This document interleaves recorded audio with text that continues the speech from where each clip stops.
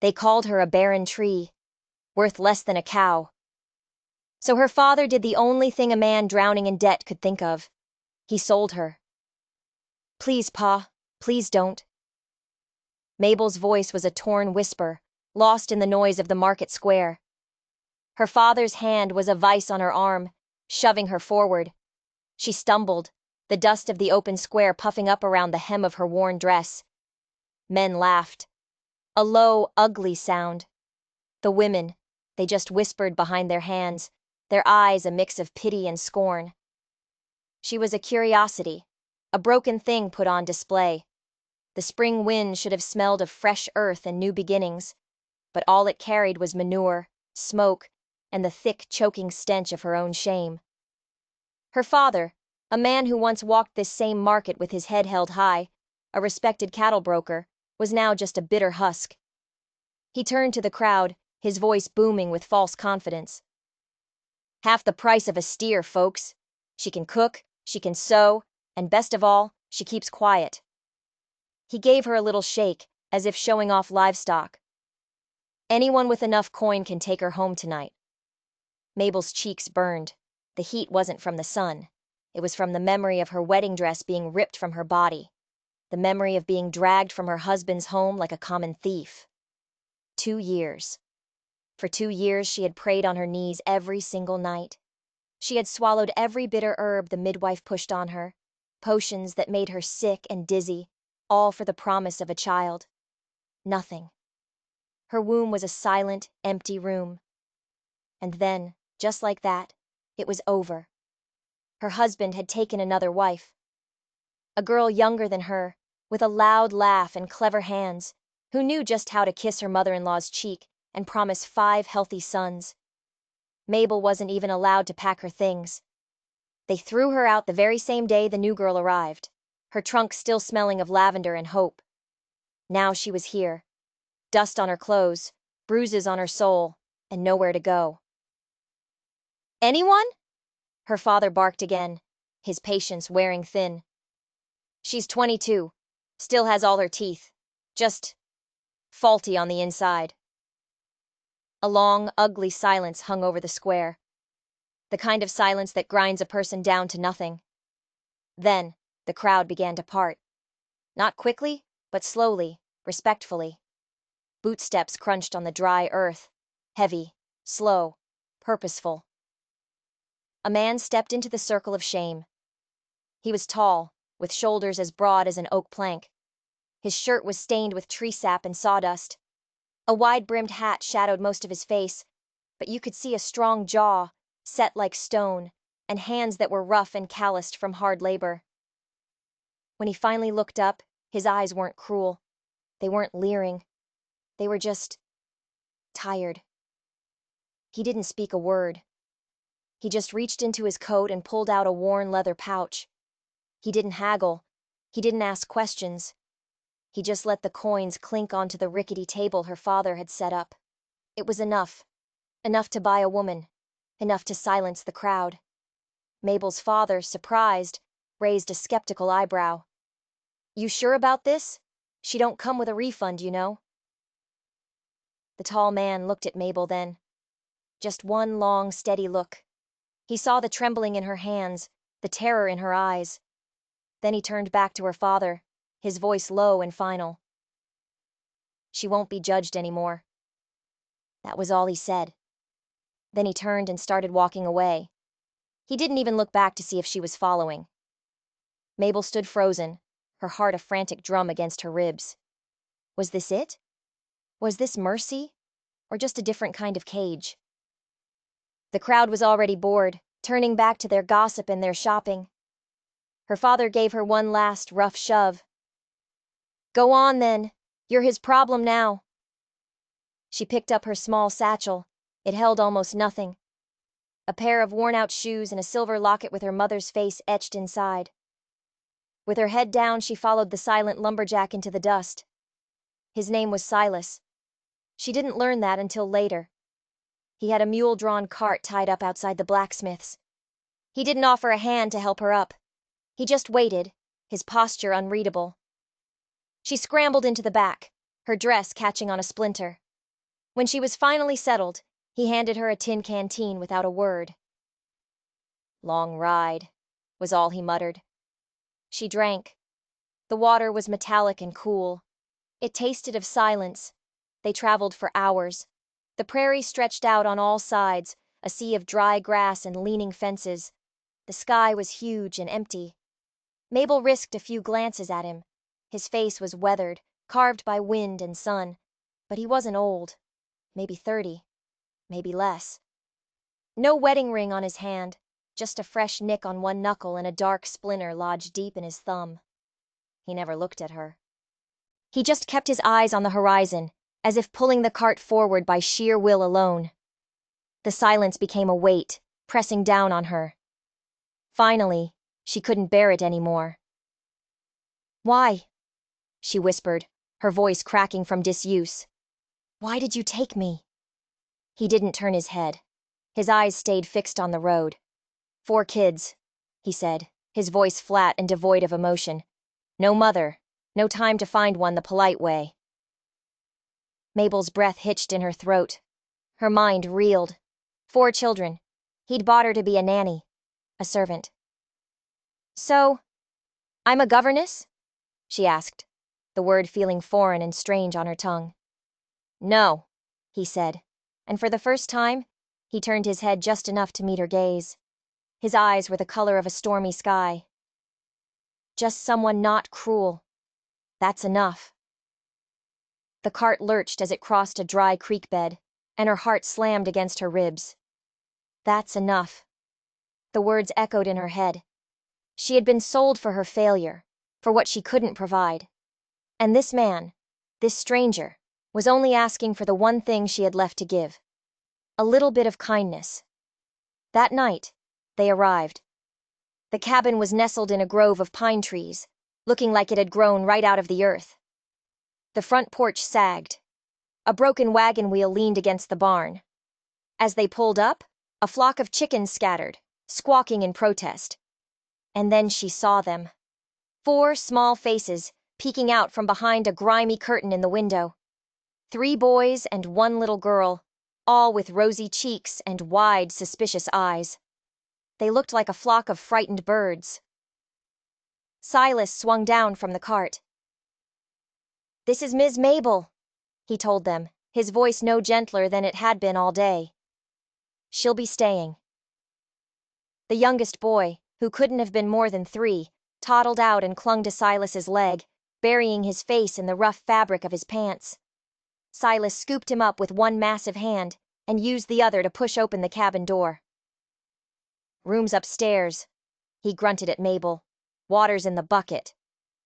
She climbed the rickety stairs, her legs trembling so hard she could barely stand. The room was small, but the bed was neatly made. A single window looked out over an empty field. She sat on the edge of the mattress, the straw rustling beneath her, and finally let the tears come. She wept silently, without making a sound. She hadn't chosen this life. She hadn't asked for any of it. But as she sat there in the fading light, a strange thought occurred to her. For the first time in weeks, maybe years, no one was asking her why she was broken. No one was demanding she be anything other than what she was. And in the suffocating darkness of her new life, that tiny sliver of acceptance felt, terrifyingly, like hope. Silas's cabin was more of a shack, really. It stood at the edge of the woods, quiet and stubborn. The roof was patched with tarred hides that smelled strange in the sun. The porch groaned with every step, a constant complaint against the weight of the world.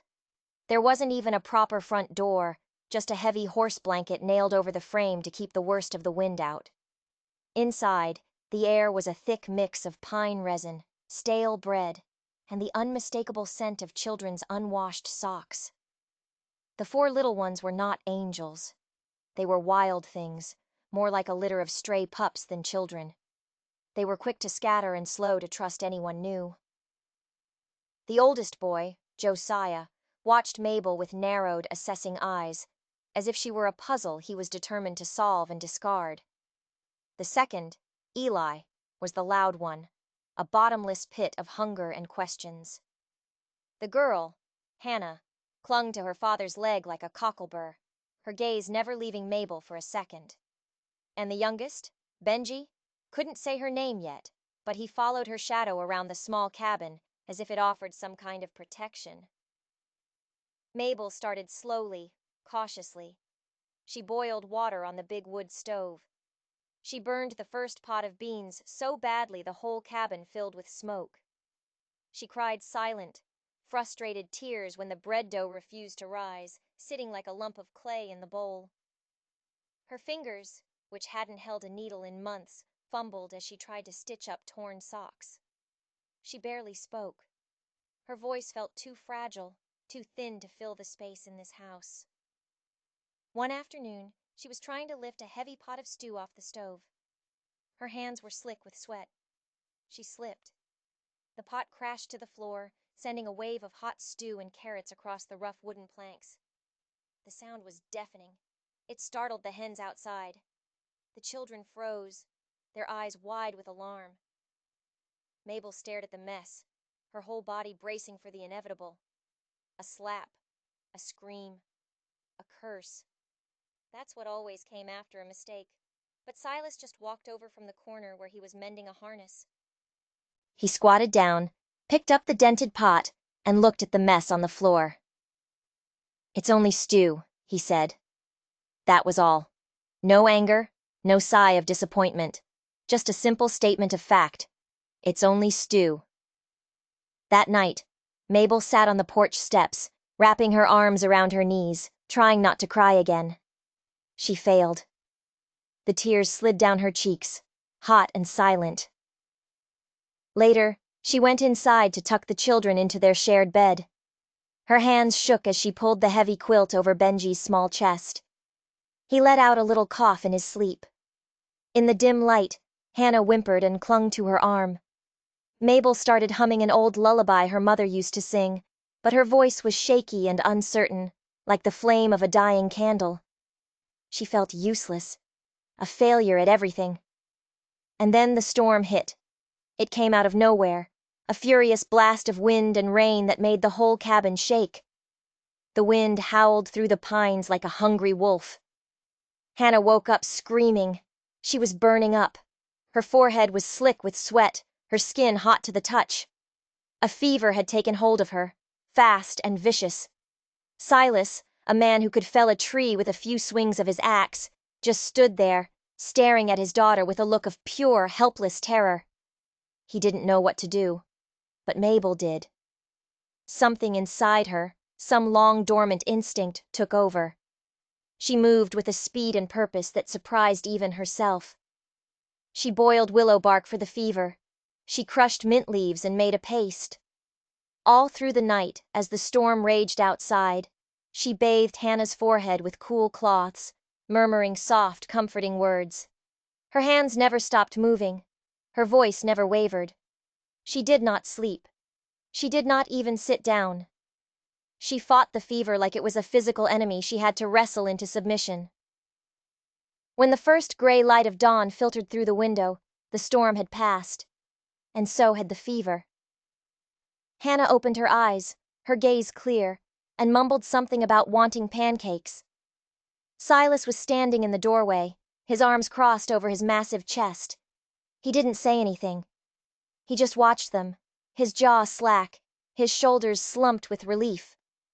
He looked at Mabel not like she was some broken thing he'd bought at a market, but like she had just performed a miracle. Like she was something holy. Mabel, her eyes blurry with exhaustion, was too tired to smile. She just gave him a small, weary nod. That morning, after she'd gotten the other children dressed and fed, she came downstairs to find a kettle steaming on the stove.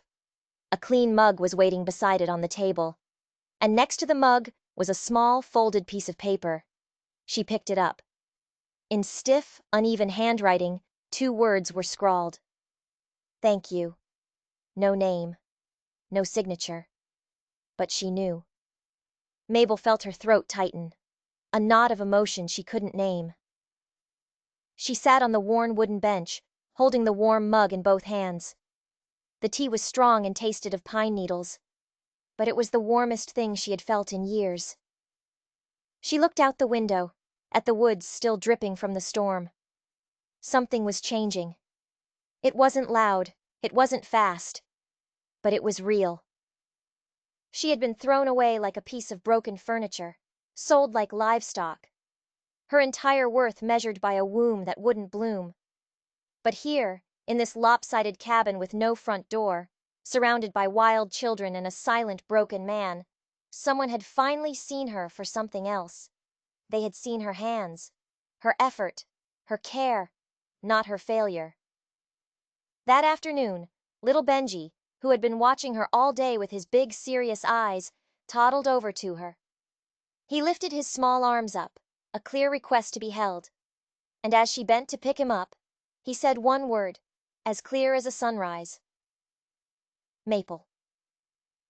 And for the first time since she had arrived in this strange new life, Mabel smiled back at him.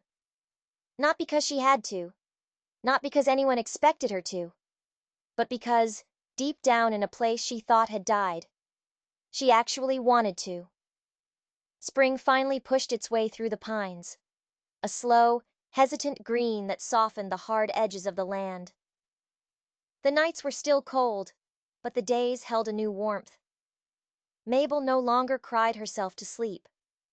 Her hands, once trembling and uncertain, grew steady. Her voice, once a fragile whisper, became firmer. She found a rhythm in the chaos of the cabin. She taught the children their letters, using bits of charcoal on old planks of wood. She helped them sound out their own names, their small faces screwed up in concentration. She hummed simple songs while she kneaded bread, and soon their small voices would join hers. She showed Hannah how to tie a ribbon in her hair, a bright spot of color in their drab world. She even found some old feed sacks and stitched them into matching scarves for all four of them. They had started calling her Miss May. She never corrected them. The name felt like a comfortable coat she was slowly growing into. But even as the days grew longer and warmer, a sliver of fear remained lodged beneath her ribs, a bruise that wouldn't quite heal. Her old life felt like a ghost that could reappear at any moment. One afternoon, Silas asked if she would ride into town with him. They needed salt and tin nails. He didn't make a big deal of it. He just tossed her the reins to the cart as if it were the most natural thing in the world, as if she belonged there. In town, the general store was buzzing with the usual gossip. Mabel stepped out of the cart while Silas went inside to wait his turn. The air was thick with the smells of leather and spices and whispered secrets. And then, a voice cut through the noise. It was sharp and cruel, a sound she would never forget. Well, if it ain't the barren ghost herself. Mabel turned slowly. Her former mother-in-law was standing by the barrels of dried beans, fanning herself with a folded newspaper. And standing right next to her, looking smug and superior, was the new wife. She was wearing delicate lace gloves and had one hand placed possessively on her slightly rounded belly. It was a gesture that was too practiced, too deliberate. A performance for the whole town. "That's her?" the young wife asked, her voice loud enough for half the store to hear. "Yes," the older woman sneered, her eyes raking over Mabel's simple dress with contempt. "Pretty, but cursed. Couldn't give us so much as a squalling pup." "I will," the girl said, lifting her chin high. Her hand caressed her belly again. "A big, healthy boy. He'll carry on the family name. Not like her. Useless as a cracked jar." Mabel's hands clenched into tight fists at her sides. Her nails dug into her palms. She wanted to scream, to rage, to tell them. What? What could she say? Her throat was thick with all the things she refused to give them. Her tears, her pain, her shame. She wouldn't let them see her break. She turned, her back rigid, and started to walk away. Then a hand touched her shoulder. A large, calloused hand. It was Silas. He had stepped out from the cool shade of the store's awning, dirt still clinging to his heavy boots. His eyes were like storm clouds gathering on the horizon. He looked at the two women, his gaze flat and unblinking. He didn't raise his voice. He didn't have to. He just turned to Mabel, his voice even and low, but carrying through the sudden silence of the store. "She's the only one who can get my daughter to sleep through the night," he said. He wasn't talking to them, but he was making sure they heard. "The only one who taught Benji not to throw stones at the chickens. The only one who makes our house feel like it has a roof on it." Neither woman said a word. They just stared, their mouths slightly agape. The smug confidence had vanished from their faces. Silas didn't wait for a reply. He put a hand on the small of Mabel's back and gently led her away. No more words wasted on them. Mabel sat in silence the entire wagon ride back to the cabin. The wheels rumbled over the dirt road, a steady rhythm beneath the turmoil in her heart. That night, after the children were asleep, she went outside and gathered the small wildflowers that grew near the well. She sat on the porch steps in the moonlight and carefully wove them into a small, delicate wreath.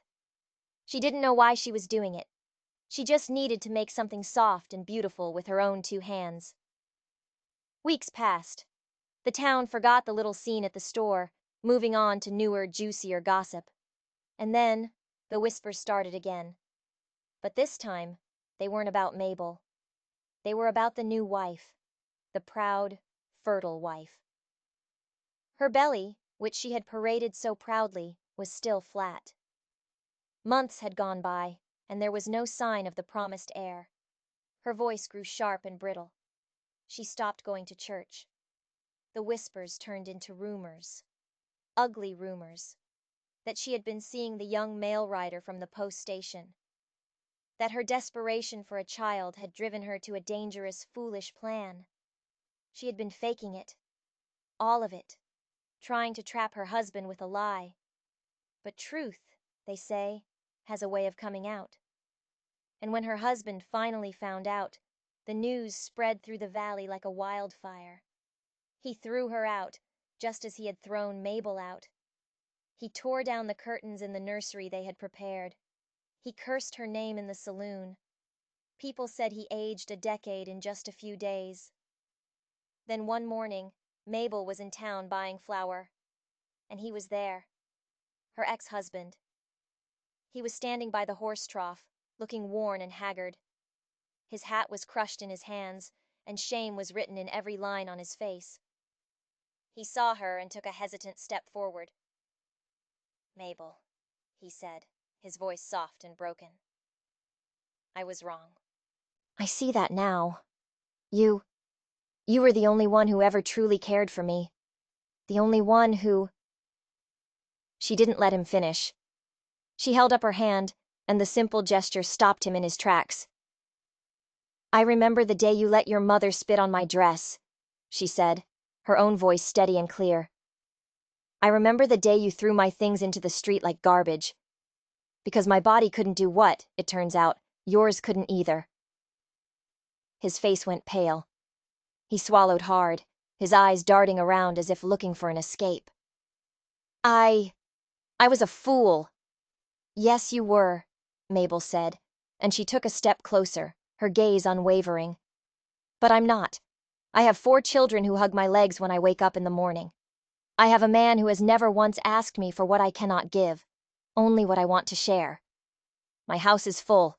It's full of warmth and laughter and peace." She paused, letting the words sink in. "And I would rather spend the rest of my life sweeping ashes for Silas than sit on a silk cushion in your parlor like a porcelain trophy you show off to your friends." He opened his mouth, but no sound came out. She turned her back on him and walked away, her head held high. She didn't look back. From across the street, holding a heavy sack of rice over his shoulder, Silas stood watching. He had seen it all. He had heard it all. And the look on his face wasn't pride. It wasn't victory. It was something deeper, quieter. It was gratitude. and it was a love that hadn't been born of pity or convenience, but of choice. A choice he had made that day in the market, and a choice he had been making every single day since. The sky was streaked with orange and ash, a weary dusk settling over the valley. Mabel stepped out of the cabin, a wooden bucket in her hand. She had forgotten to fetch water for the morning. The children were asleep, their soft breaths filling the small house with a peaceful rhythm. The night was quiet, the air cool on her skin. She didn't see the man at first. He was leaning against the fence post that marked the edge of their property, a dark shape against the fading light. It was Jed, a trapper from down the ridge. He was half drunk as usual. "Well now, look who it is," he slurred, his voice thick and unpleasant. He pushed himself off the fence and took a stumbling step toward her. "The pretty little mule Silas dragged home from the market. Heard you was barren, but I also hear you've been raising up his kids just fine." Mabel stiffened, her hand tightening on the bucket handle. "It's late, Jed. You should be heading home." He let out a low, gravelly chuckle. "Just wanted a closer look. Silas keeps you locked up tighter than a coin purse. Can't blame him, I suppose." He was closer now, close enough that she could smell the sour stench of whiskey on his breath. She turned to leave, to get back to the safety of the cabin. But he moved fast. Too fast for a drunk man. His hand shot out and clamped around her wrist. His grip was rough and unwashed, squeezing tighter than necessary. "Come on now," he breathed, his face uncomfortably close to hers. "You owe the rest of us a little smile, after all that town gossip." A scream rose in her throat, but before it could escape, a shadow detached itself from the barn. It moved with the speed and silence of a predator. It was Silas. He was there in an instant. There were no words, no warning, just the sickening crack of knuckles hitting jaw. One punch, clean, fast, and brutal. Jed crumpled to the dirt like a wet canvas sack. For a moment, there was absolute silence. Even the wind seemed to hold its breath. Silas stood over the groaning man, his chest heaving, his fists still clenched. A dark trickle of blood dripped from his knuckles onto the dry ground. Mabel stared, her heart pounding against her ribs, but it wasn't from fear. Not anymore. She had never seen Silas even raise his voice, and he had just laid a man out cold. Jed moaned on the ground, but Silas didn't even glance at him. He turned to Mabel, his eyes dark and wild in the twilight. "You all right?" he asked, his voice a low growl. She could only nod, her own eyes wide and glassy. Her hands were trembling violently. "I'm sorry," she whispered, though she wasn't sure what she was apologizing for. Silas stepped closer. He reached up and untied the red kerchief from around his own neck. Gently he took her hand, the one Jed had grabbed, and wrapped the soft cloth around her wrist, covering the red marks that were already forming. "No one touches you," he said. The words were quiet, but they held the weight of an oath. "Not unless I say so." His voice wasn't angry anymore. It was just firm, final. Then he looked down at his own hand, at the bruised and bleeding knuckles, and shook his head. "Damn fool," he muttered, but it sounded like he was talking about himself, not Jed. Back inside the cabin, the only light came from a single lantern, casting long, dancing shadows on the walls. Mabel washed his hand. She used boiled water and a clean scrap of muslin, her movements gentle and precise. The room was silent, but it was a different kind of silence than before. It was thick with unspoken things, with a tension that hummed in the air between them. "You didn't have to do that," she said quietly, dabbing at the broken skin. "He would have left eventually." Silas looked at her, and in the flickering lantern light, she saw the wildness in his eyes soften. "He shouldn't have grabbed you," was all he said. She continued to clean the wound. "Still, you don't even like fighting." "I like seeing someone hurt you even less." She blinked hard, her breath catching in her throat. A tear she hadn't realized was there escaped and rolled down her cheek. "I cried," she admitted, her voice barely a whisper. But not because I was scared. It was because no one has ever stood up for me like that before. Ever. He didn't say anything. He just watched her, his gaze intense. He looked at her like she was something incredibly delicate, but not fragile. Something worth defending. When she finished wrapping his hand, she sat back on her stool. He flexed his newly bandaged fingers. "Thank you," she said again. Silas just shrugged, a small movement of his broad shoulders. "Reckon I don't want to live in a world where fellas like him think they can talk to you that way." A small, grateful smile touched her lips. Her wrist still ached where Jed had grabbed it, but for the first time in years, her heart felt held, protected. Outside, the stars were sharp and bright in the vast, dark sky. Inside, a man who never raised his voice had finally raised his hand. Not in anger at her, but for her. And she, a woman who had always been told she was too little, too broken to matter, had been shielded like something precious. It wasn't love. Not yet. Not the kind they wrote about in books. But it was the shape that love might take, out here in the dust and the silence. It was a start. It was a morning lined with frost. The kind of cold that clung to the fence posts in a delicate white lace and made your breath hang in the air like a ghost. Mabel was in the kitchen, her hands deep in a bowl of dough, kneading with a steady, rhythmic motion. The smell of yeast and warmth filled the small space. Then, a scream ripped through the quiet morning. It was sharp, high-pitched, and filled with a pain that was unmistakably one of the children's. She dropped the bowl. It hit the floor with a dull thud, sending a puff of flour into the air like a sudden snow flurry. She didn't even notice. She was already running, barefoot, across the cold, packed dirt of the yard. Silas's youngest boy, Benji, was crumpled near the woodpile. His leg was twisted at an unnatural angle beneath him. The small axe he must have been trying to use lay nearby, its sharp edge streaked with a terrifying bright red. "Oh, God," Mabel whispered, her breath turning to ice in her lungs. She dropped to her knees beside him. Silas was already there, moving with a speed she'd never seen. His face was a tight mask of control, but his hands were impossibly gentle as he lifted the crying boy. "Go boil water," he ordered, his voice calm but sharp with urgency. "Bring the bandages from the pantry. Now, Mabel." She ran. Her heart was a wild bird trapped in her chest. Her hands were clumsy with haste as she fumbled for the clean cloths. When she returned, Silas had laid Benji on the kitchen table. He had cut the boy's pant leg open with his knife. Blood was welling from a long, ragged gash on his thigh. It was deep. Mabel's hands shook as she pressed a thick cloth to the wound. Benji cried out, a thin, wavering sound. His face was pale as milk. "I know, baby," she whispered, her own voice cracking. "I know it hurts. Just hold on. Just hold on for me." Her own tears dripped onto the boy's leg as she worked, mingling with the blood. Her fingers were smeared red as she cleaned the wound, wrapped it tightly and tied off the bandage.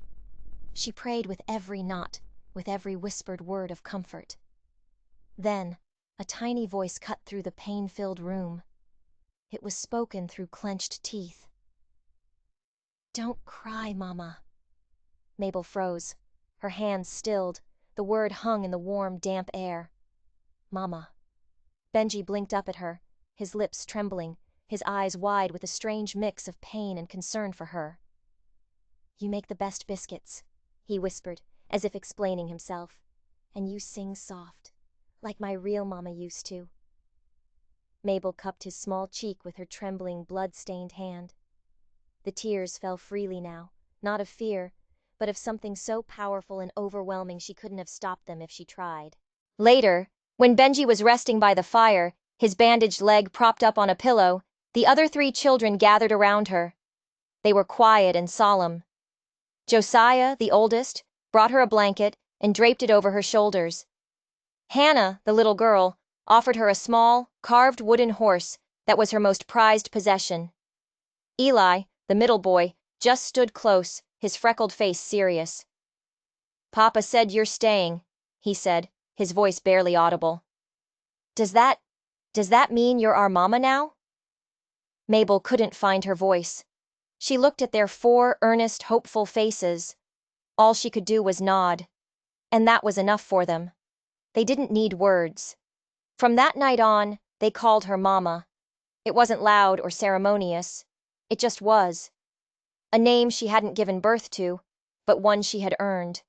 A name formed by love, not by blood. Silas watched it all in his usual silence. He stood by the hearth, watching the way she held their hands when they were afraid of the dark. The way she carefully braided Hannah's hair. The way her eyes softened every time one of them whispered her new name. That night, long after the house had gone still, Silas stepped out onto the porch. Mabel was sitting there alone, wrapped in the blanket, looking up at the star-dusted sky. He stood beside her for a long time before he spoke. "I ain't ever been a good talker," he said, his voice a low rumble. "You know that." She looked up at him. "You say enough." He nodded, his gaze fixed on the dark line of the trees. "When I put that money down at the market, I thought I was buying you a way out, a roof over your head. But I never, for 1 second, thought I had a right to keep you." Mabel turned on the bench, her heart starting to thud in a slow, heavy rhythm. "I figured you'd leave," he continued, his voice rough with an emotion she couldn't place. "Once you had your footing again.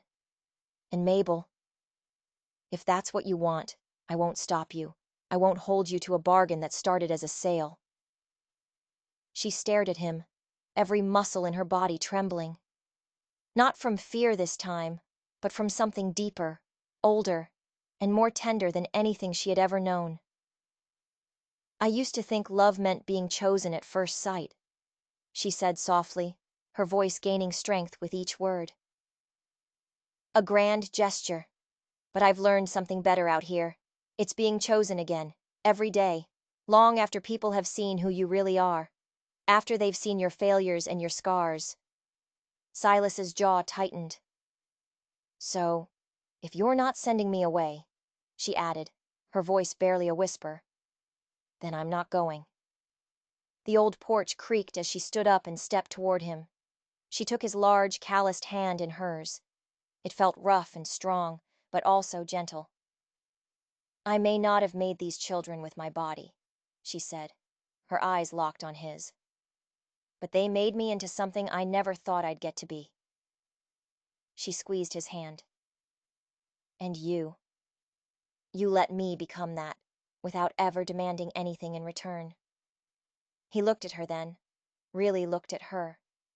And there was no desire in his eyes, no guilt, no pity. There was only awe, like she was the one who had rescued him. "I just wanted you to be safe," he said, his voice thick. "And now," she replied, her voice steady and sure, "I want more than just safe." He pulled her gently into his arms. It wasn't the embrace of a man claiming a prize.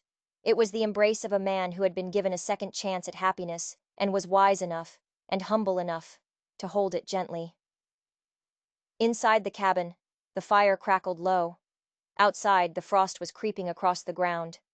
But between them, a quiet warmth grew, a silent promise built not on blood or law, but on the simple, unshakable truth of belonging. The morning sun filtered through the tall pine trees, casting long, golden stripes across the dirt path. Mabel walked hand in hand with Josiah, the oldest of the children. His small hand was firm in hers, warm with a trust that had been hard-won. He was 10 years old, with bright, intelligent eyes and a defiant smirk that often made her want to scold him and kiss his forehead at the same time. Today, though, he was quiet, clutching the new reader book she had bought him like it was a life raft. When they reached the small one-room schoolhouse, The teacher, a tall, lean man with spectacles that were too large for his face, welcomed them inside with a polite smile. "We're just catching up on some paperwork," he said, gesturing to a stack of forms on his desk. "I just need to finalize the birth registry for the county. Mama."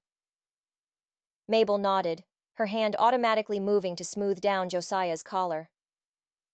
"What's your full name, son?" the teacher asked, dipping his pen in the inkwell. Josiah stood up a little straighter. "Thomas Jennings," he said, his voice surprisingly deep for a boy his age. "And your mother's name?" There was a beat of silence. The teacher's pen hovered over the paper. Mabel's breath caught in her throat. Thomas was his first wife's son. His name was Jennings. She was nothing. Just Mabel. Thomas looked up at her, a quick, questioning glance. Then he looked back at the teacher, and his voice came out clear and sure, without a hint of hesitation. "Mabel Silas." She blinked. Her heart felt like it had stopped mid-beat, then started again with a painful jolt. "Is that your mother's married name?" the teacher asked, looking slightly confused. Thomas nodded with a seriousness that was far too old for his 10 years. "That's what we call her." The teacher, perhaps used to the complicated family structures of the frontier, simply shrugged and wrote it down. "Very well," he said with a smile. "Mabel Silas it is." Mabel felt the sting of tears behind her eyes long after they had stepped back out into the bright sunshine. She had worn so many names in her life. Mabel Barnes, the daughter of a man who sold her. Mabel Jennings, the wife of a man who had rejected her womb before he ever knew her heart. Just Mabel, the barren ghost, whispered behind her back in the market. But this name was different. It hadn't been given to her by law or by a man at an altar. It had been spoken into existence by a child who had no reason to lie, no need to flatter. He had simply spoken his truth. When they got back to the cabin, the familiar smell of wood smoke and pine welcomed them home. Silas was at the kitchen table, a piece of wood in one hand and his carving knife in the other. He was whittling something small, a bird maybe. He looked up as they came in, offering a soft grunt of greeting. "The boy do all right?" "He did more than all right," Mabel whispered, her voice thick with emotion. Later that evening, the children were asleep, and Mabel was folding laundry by the warm glow of the fireplace. Silas came over and set something down on the stool beside her. It was a leather-bound notebook. Its pages were clean, white, and untouched. He sat down on the floor next to her, resting his back against the stone hearth. His hands rested on his knees. "I don't got much to offer that ain't covered in sap or dirt," he said slowly, his gaze on the fire. "But I figure, if anyone's earned a fresh page, it's you." She opened the book. She ran her fingers over the smooth surface of the first page. It was blank. It was ready. "I used to dream of starting over," she said, her voice soft. "But I never thought I'd get to write the story myself." Silas nodded. "You write what you want, or you write nothing at all. It's yours." She looked at him, at his strong, quiet profile in the firelight. "Will you read it?" "Only if you let me." She turned back to the blank page. She picked up the pen he had left with the book. It felt heavy in her hand, heavy with promise.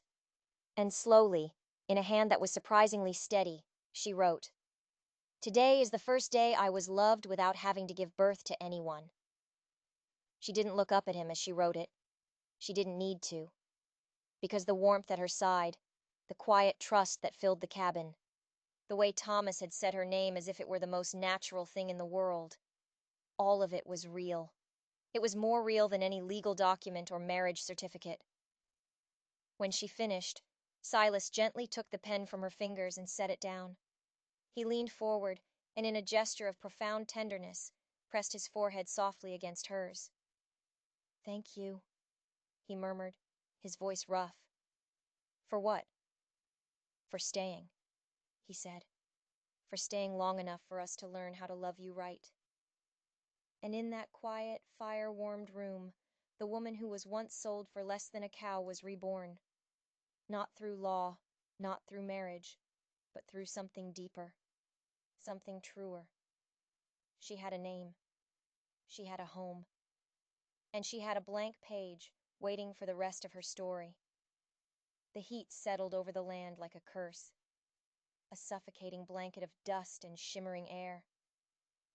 It hadn't rained in over 7 weeks. The once green edges of the valley had turned brown and brittle. The ground itself was cracked and split, as if the earth had forgotten how to breathe. The trees stood in a defeated silence.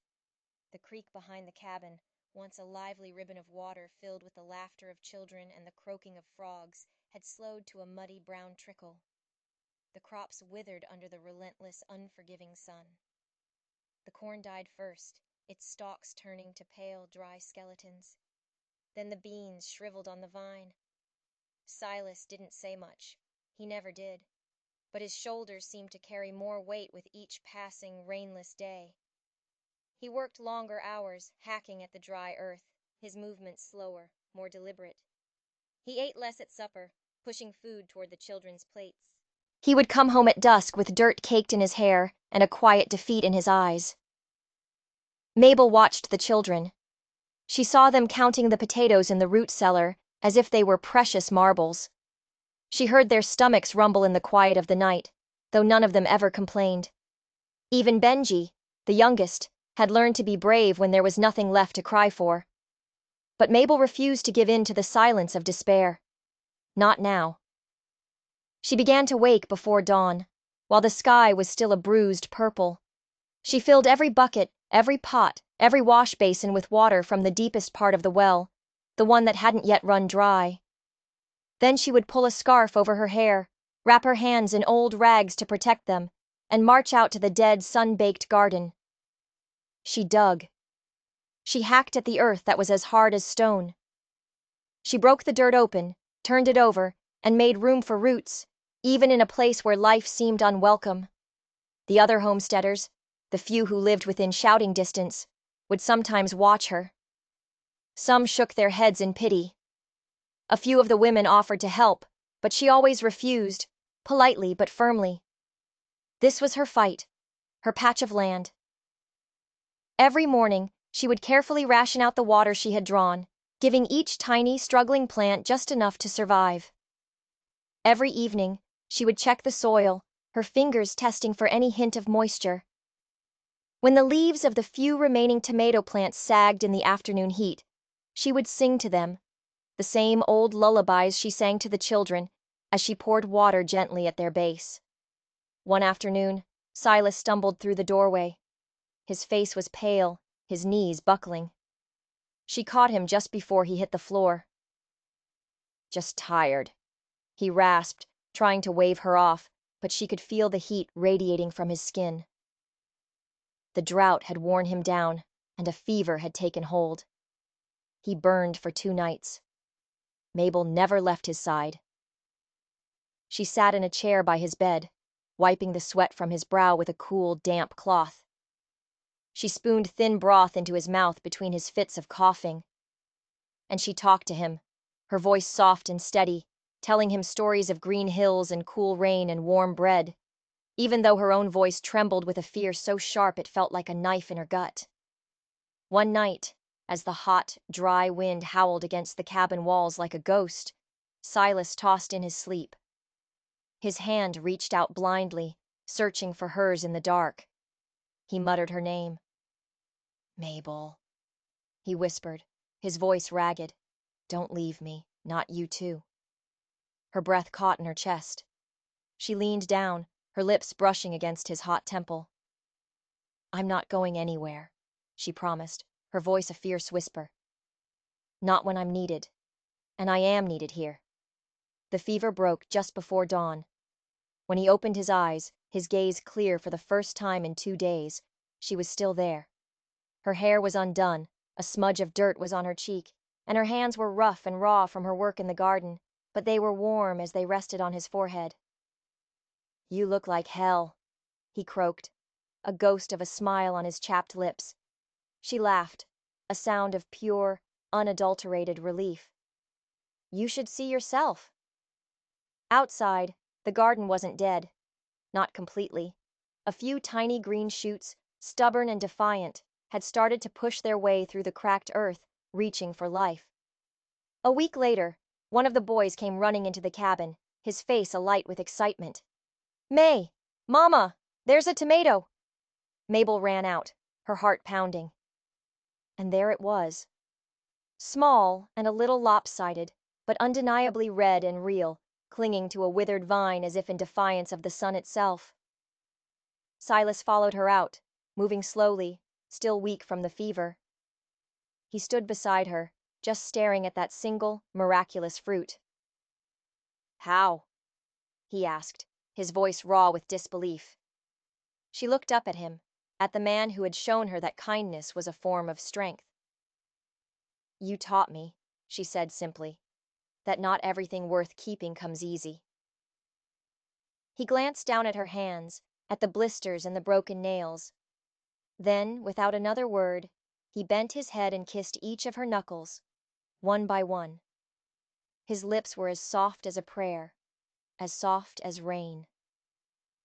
That night they shared that one tomato between the 6 of them. Mabel cut it into slivers thinner than a coin, but everyone swore it was the sweetest, most delicious thing they had ever tasted. Later, as the fire crackled low and the children slept in a tangled pile of limbs on the floor, Silas reached across the small space between them and took her hand. I don't have much left to give, he said, his voice quiet and serious. The land is failing. My strength, it ain't what it used to be. All I have left is this place, these kids, and you. She turned to him, her smile gentle in the firelight. Then that is more than enough. Because before I came here, I had a name no one wanted to say. Now, I have a garden that remembers the touch of my hands. I have children who call me home. And I have a man who asked me to stay, even in a drought. Silas lifted her hand to his lips and kissed her knuckles again. You never needed rain to grow something beautiful, he whispered. And outside, under a vast starry sky that was still waiting to forgive the thirsty land, the garden breathed. It was alive. It was still trying. Just like her. Years passed. The wind on the hill never changed. It still carried the same smells. Dry earth, pine needles baking in the afternoon sun, and the faint, stubborn sweetness of the mustard greens that grew against all odds. Mabel's garden, which had started as a handful of desperate seeds planted in cracked soil, now stretched wide and green behind the house. It wasn't a neat and tidy garden. It bent with the contours of the land, grew in crooked lines, and spilled over the rocks and onto the path. But it was vibrantly, stubbornly alive. It was hers.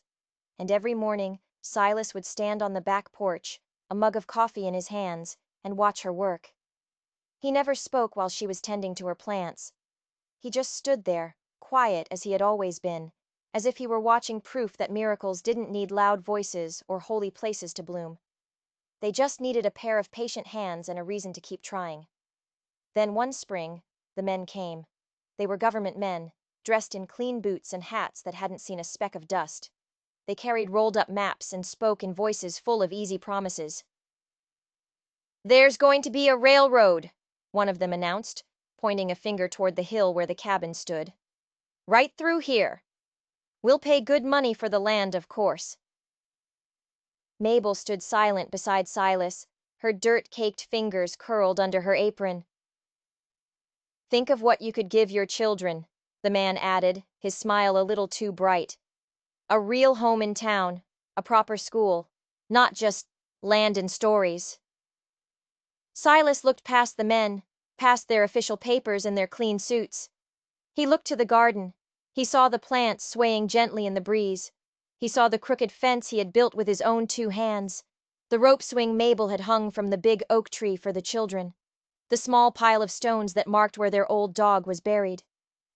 He saw the carved bench where he and Mabel had sat together during that first hard winter, not saying a word, just sharing the silence.